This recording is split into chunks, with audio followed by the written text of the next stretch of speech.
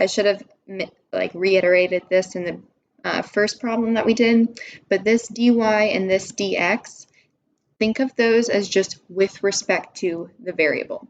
So when you're integrating, you're on the left-hand side, you are integrating 2y with respect to y. So you're really just finding the antiderivative of 2y, which would be y squared plus some constant c, but I'm going to put plus c sub 1 equals, on the right-hand side, I'm finding the antiderivative of x plus 2 with respect to x. So I'd end up getting x squared over 2 plus 2x plus c sub 2. Because you're always going to get c sub 1 and c sub 2, you can skip that step if you want and just always write it on the right-hand side of your equal sign. So you could have skipped this step and just gone straight to this one. Y squared equals x squared over 2 plus 2x plus c. All right, we're almost done finding the general solution. We have to take the square root of both sides to get y completely by itself. So y is equal to, but remember when you take the square root of something, you have to include the plus or minus out in front. Okay, so plus or minus the square root of x squared over 2 plus 2x plus c.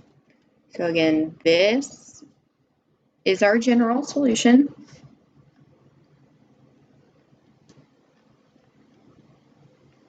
Now we're going to use the initial condition 0, 2 to find the particular solution.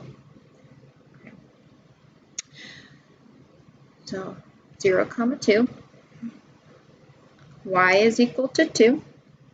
So 2 equals plus or minus the square root x squared over 2. X is 0, so 0 squared over 2 just ends up being 0. Plus 2 times 0 is just 0, plus c. So we end up getting 2 equals plus or minus the square root of c. Now I want you to think about the square root of a number, this whole thing right here always has to be positive. So because my answer, because 2 is positive, I know that I need to have a positive out front of my square root. Okay? So if that doesn't come super clear to you, what the square root of what number would give me 2? 4. Okay? So 2 equals plus or minus the square root of 4. But the square root of 4 always is positive 2. Because my answer, my output, is positive 2, I know that I have to have a positive rather than a negative out front of that square root. So finally, c, I should have said, is equal to 4. But when I go to write my particular solution, we just said that we know we have to put a plus in front of the square root, up in front of the radical, to make it satisfy. So my particular solution then finally becomes y equals positive square root of x squared over 2 plus 2x plus 4. Here's my particular solution.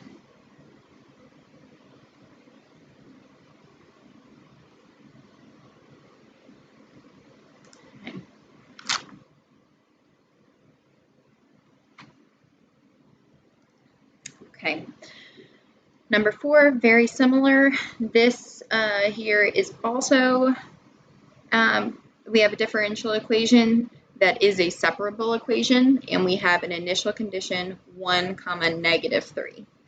Okay, so this one I'm going to work through a little bit faster just because we've gone through the other two step by step. So if we separate the variables, then I have y dy equals x squared plus 2x dx. So those are the variables separated. Then integrate both sides. Integral of y is y squared over 2.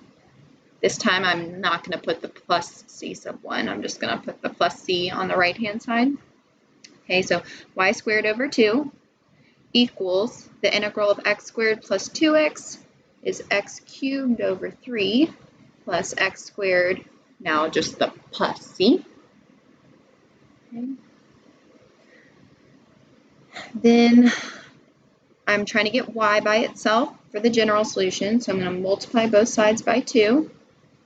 So now I have y squared equals 2x cubed over 3 plus x squared plus 2 times c. Okay, we run into a similar situation here. A constant times 2 is still a constant, but I'm going to call that new constant just c. So in other words, I'm going to go back and I'm going to call the previous constant c sub 1 so that I can call this new constant plain old c. So now I have y squared equals 2, oh, I didn't multiply this one by, excuse me, that one should also be multiplied by 2. So 2x cubed over 3 plus 2x squared plus my new constant, c. Last step for general solution is to take the square root of both sides. Don't forget your plus or minus. Eventually we'll need to check which one makes sense based on our initial condition. But plus or minus the square root of 2x cubed over 3 plus 2x squared plus c. Okay, so that's my general solution. I'll circle it again, just like I have in the past. General.